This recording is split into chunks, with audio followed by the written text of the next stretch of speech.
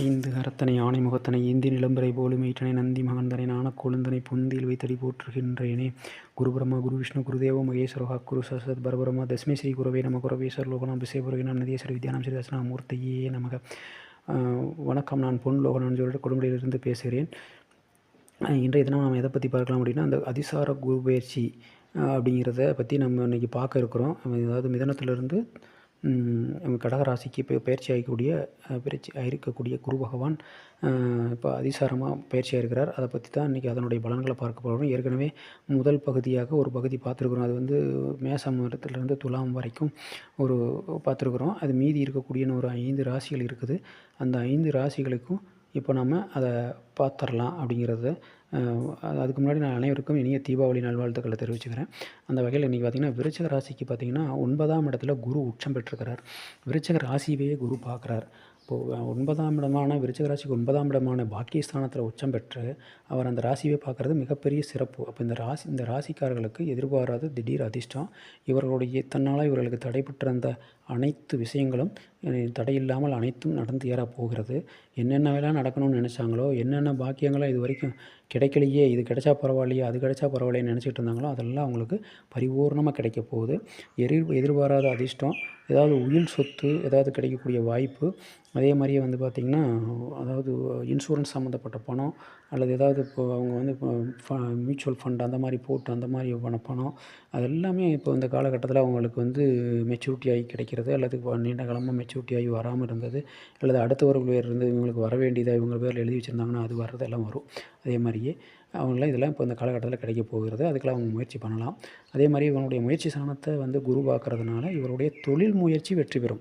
இவர்களுக்கு ஏதாவது தொழில் பண்ணுறதுக்கு முயற்சி பண்ணாங்கன்னா அந்த முயற்சி கட்டாயம் வெற்றி பெறும். அதில் ஒன்றும் மாற்று கருத்தே இல்லைன்னு. விருச்சிக ராசிக்கு வந்து 3ஆம் இடம்ங்கிறது காலபுருஷனுக்கு 10ஆம் இடமான தொழில் சாணமாக வர்றதுனால அது வந்து அவர்களுக்கு அது மிகப்பெரிய வெற்றியை கொடுக்கும். அதே மாதிரியே வந்து பார்த்திங்கன்னா, இவருடைய ராசிக்கு 5ஆம் இடத்தை மீனத்தை குரு பார்க்குறதுனால இவர்களுடைய எண்ணங்கள் அனைத்தும் ஈடேறும். இவர்களுடைய குழந்தைகளுக்கு மிகப்பெரிய உயர்வு, இவங்க குழந்தைகளுக்கு இவங்கள் மூலமாக நல்ல உயர்வு கிடைக்கக்கூடிய வாய்ப்பு.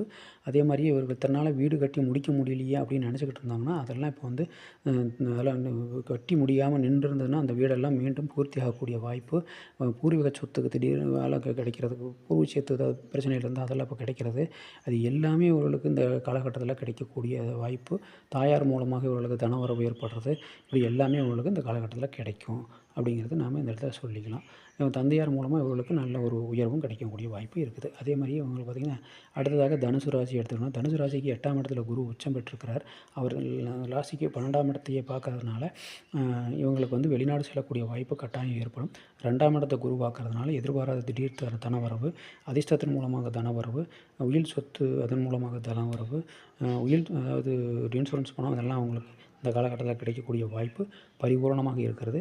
இவர்களுக்கு 4ஆம் இடத்தை குரு பார்க்கறதுனால இவனுடைய சொத்து புதுசாக வாங்கக்கூடிய வாய்ப்பு, வண்டி வாகனம் வாங்கக்கூடிய வாய்ப்பு, வீடு கட்டக்கூடிய வாய்ப்பு. இதனால் வீடு கட்ட முடியலன்னு நினச்சிக்கிறவங்களுக்கு வீடு கட்டக்கூடிய முயற்சி எடுத்தாங்கன்னா அதனுடைய வாய்ப்பு, தாயாருக்கு அனுகூலமான பலன்கள், தந்தைக்கு ஆயுள் பலம், இவைகள்லாம் ஏற்படக்கூடிய வாய்ப்பு.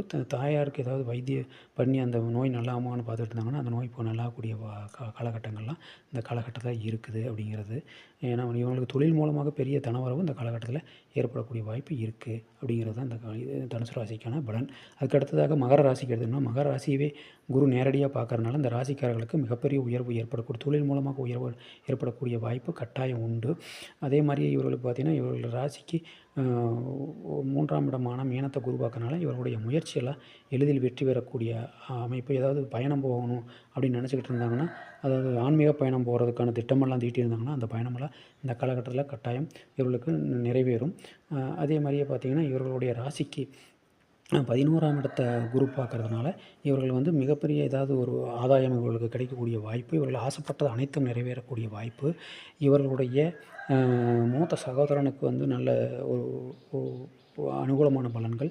இவர்கள் ஏதாவது டெபாசிட்க்கு இது பண்ணுறது அப்படின்னா அதன் மூலமாக இவர்களுக்கு வந்து ஒரு பெரிய பலன். இப்போ டெபாசிட் பண்ணக்கூடிய அமைப்பு, ஒரு சொத்து சேர்த்தக்கூடிய, அதாவது பணம் சேர்த்தக்கூடிய வாய்ப்பு, சொத்து பணம் இதெல்லாம் சேரும் இவங்களுக்கு இந்த காலகட்டத்தில் அப்படிங்கிறது நாம் இந்த இடத்துல சொல்லிக்கலாம். அதற்கு அடுத்ததாக பார்த்தோம்னா, கும்பராசி எடுத்துக்கலாம். கும்பராசிக்கு 6ஆம் இடத்துல குரு இருந்தாலும் கூட அவர் அங்கே உச்சம் பெற்றிருக்கிறார். அதே மாதிரி பார்த்தீங்கன்னா 6ஆம் இடம்ங்கிறது 6ஆம் இடம் இது ஏதாவது வங்கி இப்போ அதாவது பேங்க் லோனுக்காக ட்ரை பண்ணிக்கிட்டு இருந்தாங்கன்னா அதன் மூலமாக அந்த லோன் கிடச்சி அதன் மூலமாக இவர்கள் வெளிநாடு செல்லக்கூடிய வாய்ப்பு ஏற்படும். அதுக்காக வெளிநாடு போய் படிக்கிறதுக்கோ அல்லது எதுக்கோ வெளிநாடு போகக்கூடிய அமைப்பு ஏற்படும். அந்த வெளிநாடு போகிறதுக்கு லோன் வந்தால் பரவாயில்லன்னு நினச்சிட்டு இருந்தாங்கன்னா அதெல்லாம் கிடைக்கக்கூடிய வாய்ப்பு இவர்களுக்கு அதே மாதிரியே இந்த சனி பகவான் 2ஆம் இடத்துல இருந்து அதை குரு பார்க்கறதுனால இவர்களுக்கு தொழில் மூலமாக பெரிய வாய்ப்பு இந்த காலகட்டத்தில் பணம் வரக்கூடிய வாய்ப்பு, வருமானம் வரக்கூடிய வாய்ப்பு இவர்களுக்கு கட்டாயம் ஏற்படும் அப்படிங்கிறது. அதே மாதிரி இவருடைய லக்னத்துக்கு 10ஆம் இடமான தொழில் ஸ்தானத்தையும் குரு பார்த்து அதாவது தொழில் ஸ்தானத்தையும் குரு பார்த்து 2ஆம் இடத்தையும் குரு பார்க்கறதுனால கண்டிப்பாக தொழில் மூலமாக இவர்களுக்கு ஒரு நல்ல ஒரு அனுகூலமான பலன்கள் கிடைக்கக்கூடிய வாய்ப்பு இந்த காலகட்டத்தில் இருக்கிறது. அதற்கு அடுத்ததாக கடைசியாக நம்ம மீன ராசிக்கு 5ஆம் இடத்துல குரு உச்சம் பெற்றிருக்கிறதுனால இவர்களுக்கு மிகப்பெரிய கௌரவம் ஏற்படக்கூடிய அமைப்பு இவர்களுக்கு அந்த மீனராசிக்காரர்களுக்கு ஏற்படும்.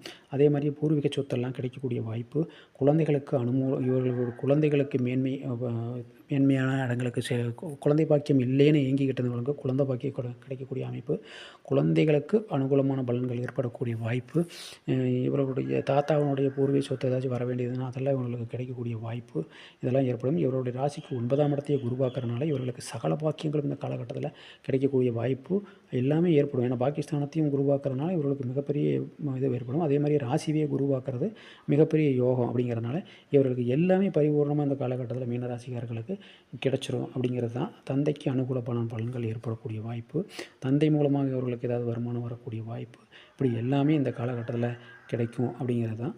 ஆக இந்த அதிசார குரு பயிற்சிங்கிறது எல்லா ராசிக்குமே நல்ல ஒரு அனுகூலமான பலன்கள் கிடைக்கக்கூடிய வாய்ப்பு இருக்குது. குறிப்பாக தொழில் ஸ்தானத்துக்கு இது ஒரு அருமையான தொழில் தொடங்குறவர்களுக்கு யாராக இருந்தாலும் தொழில் தொடங்குறதுக்கு இது ஒரு நல்ல காலகட்டம்னு சொல்லலாம்.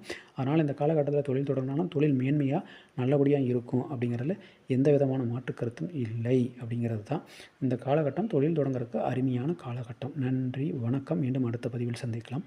எப்பொருள் யார் யார் வைக்கிற்பின் அப்பொருள் மெய்ப்பொருள் காண்பது அறிவு. நன்றி, வணக்கம். மீண்டும்